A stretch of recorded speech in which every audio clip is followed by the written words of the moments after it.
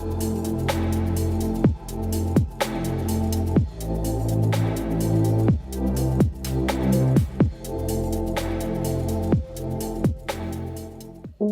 to You're Not the Problem.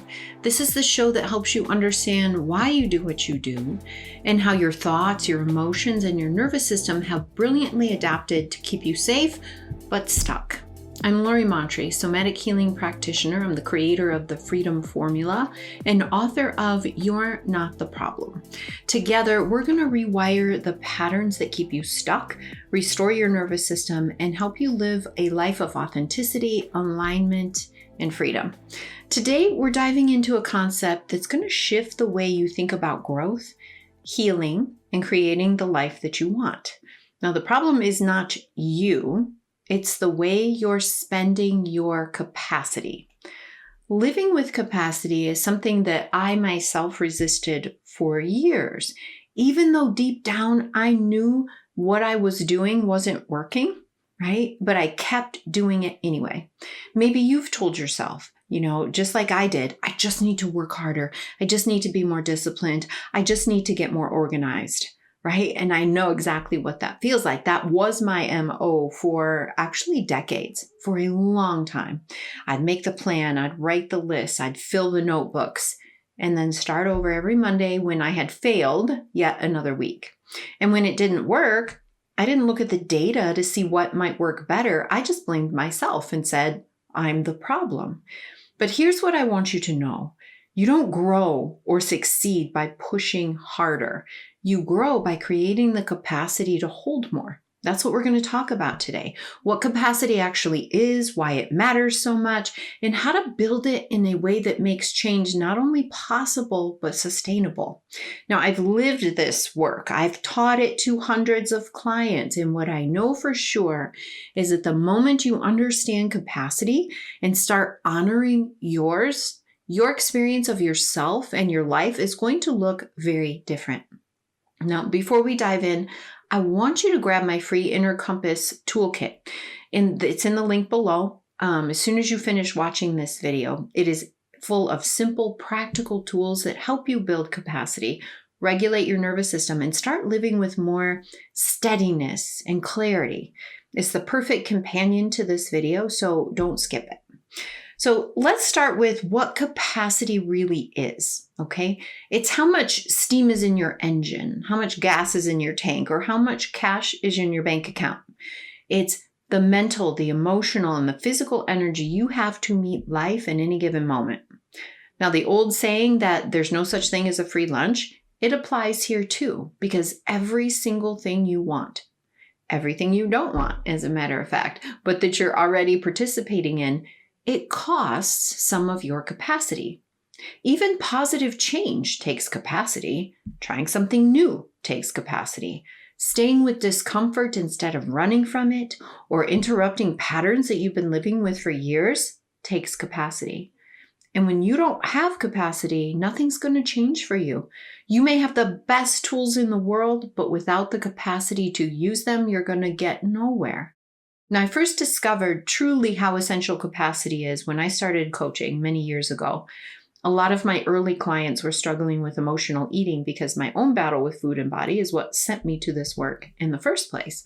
So it's where I started my practice with others. Now, everybody that I was working with, they all had access to the same tools. Some of them used the tools, changed their relationship with food, released shame, began living lives that they genuinely loved. Others, they were just as committed, just as intelligent, just as determined, but they couldn't stay consistent. They'd start with hope and slip back into the same old patterns. They struggled in being able to use the tools. They understood the material, they gained insights, but real change didn't stick. And that got my attention. There were clearly two groups, one that was able to use the tools, saw big transformation, and one that couldn't apply the tools consistently, no matter how much they wanted to. No one was saying I used the tools, but they didn't work for me. So I knew the tools were good. They're the ones I used, and I had all of those people getting free by using them. So I got really curious. Why was it so hard for this second group to stay consistent? I went back to school. Not in the law library this time, but deep into the world of trauma, nervous system regulation, and somatic practices. And over a couple of years, the pattern became crystal clear. The difference between the two groups wasn't willpower or commitment. It was about nervous system regulation, capacity, and energy. The people who struggled the most, they were dysregulated and they were depleted. Their nervous systems were overloaded and they were consumed just trying to get through the day. Their systems were stuck in chronic survival mode, overstimulated, exhausted, stretched beyond their limits. There was no space left to integrate anything new, even the changes that they desperately wanted. That's why I want you to hear me clearly. You're not the problem. You're not lazy. You're not broken. You're out of capacity. Now, if you took the time to find this video and you're still watching it, I know that you don't lack drive or motivation. It's capacity that you're lacking. When your nervous system is maxed out, trying to force yourself to change is like expecting your car to keep running with an empty gas tank. It's not a character flaw. It's biology. Trying to grow without capacity, it's cruel, honestly. It sets you up for frustration and shame and burnout. The truth is, capacity is the missing link in so many stalled transformation efforts. But building capacity first, that's the fastest path to success. But you do not do it by pushing harder. You build it by creating the internal conditions where growth becomes possible and sustainable, by learning to work with your system instead of against it. And when you start to honor your capacity, life begins to feel less like something you're barely surviving and more like something you actually want to engage with. You find yourself able to be present, to follow through, to make choices that line up with who you really are. And when your capacity account is funded, everything feels different. You can meet challenges without feeling like they'll knock you over. You think more clearly. You have the energy to follow through on what matters most. You can respond to life without feeling hijacked or urgency, all that, urgency or anxiety. Now, by contrast, right, when your capacity account is overdrawn, life becomes an entirely different experience. You might still be kind of functioning on the outside, going to work, taking care of your family, showing up where you really need to, but your system is paying a steep price. And the signs show up everywhere. Maybe it's brain fog for you, trouble thinking clearly, an underlying sense of urgency that you can't shake, feeling apathetic or anxious, constant exhaustion even after you're resting, struggling to keep up with basic tasks. Maybe it's physical symptoms, headaches, tense shoulders, digestive issues, disrupted sleep. It's a state of internal chaos where half of you is saying, let's go. There's so much that we have to do. We're so far behind. And the other half is saying, it's all too much. I can't bear it. And that part keeps you stuck on the couch, scrolling your phone for hours, snacking, or otherwise engaged in numbing behaviors that don't serve your life. Now, none of these things are happening for you because you lack discipline or self-control, right? It's because your system is doing exactly what systems were meant to do when they're out of capacity: shut down. So it's not a character flaw, right? It's what I call your nervous system's overdraft fees. These things that I described are feedback signals that you've been living beyond your capacity for too long. So seeing these patterns for what they are and honoring your capacity, that's not weakness, it's wisdom. It's an act of self-respect, both for your present self and your future self. So what does it look like to live within your capacity, and why does it take so much courage to do it? We live in a world that celebrates overdoing, right? Hustle is glorified. Pushing past your limits is seen as a badge of honor. In reality, it's kind of expected, right? Rest is treated like a luxury that you haven't earned yet. And a lot of us were raised in homes in which there was a lot of pressure to be ultra productive, or where you only maybe receive positive attention when you were overdoing. So now, if you think about starting to honor your capacity, it can feel like you're swimming upstream, right? Not just against culture, but against the voice in your own head that has been trained to equate busyness, accomplishment with worth. I know this because I lived that way for decades. My internal dialogue was brutal. Just do the thing. Just stick with this. Stop being lazy. I would fill notebook after notebook with plans. I'd rip them out when I failed and start again every Monday when that notebook just got thinner and thinner. And each restart drove me deeper into overwhelm until I reached the point where my only real goal was to survive the day. The shift began when I finally understood something really simple but profound. If there's no capacity, there's no capacity. I know it sounds super basic, but when I really got this, it's life-changing. No mindset trick can override a capacity shortage for long. And that realization was very humbling. It means that staying within your capacity, it's not giving up. It's actually the shortest path to where you want to go. When you respect your limits on a moment-to-moment basis, you're no longer digging yourself deeper into depletion. Instead, you're creating the stability your system needs to replenish, to heal, to expand. And I've seen this over and over with clients. Once they stop trying to outrun their limits, they finally start building momentum. Their nervous systems begin to trust that they won't be pushed into the red zone day after day. And that trust creates safety. And that safety creates consistent space for aligned action, the kind that actually lasts. This is also what makes it possible to enjoy life instead of always waiting for something to be completed before you can feel at peace. This is why I call living with capacity a real act of self-respect and integrity. It's you saying, my future self matters enough to protect it. My present self matters enough to stop letting the world run me into the ground. It's you refusing to betray yourself by ignoring what your body and nervous system are telling you.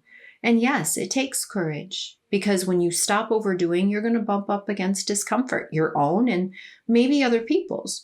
You might have to say no to things that you're used to saying yes to. You might have to let go of old patterns of proving your worth. But what you gain in return, clarity, steadiness, energy, a life that doesn't make you feel like you're carrying around an 8,000-pound backpack, is worth every bit of that discomfort. Now that you understand what capacity is and why it matters, let's get practical. I want to show you exactly how to start honoring your limits and managing your energy in a way that creates that stability and room for growth. I call this capacity budgeting.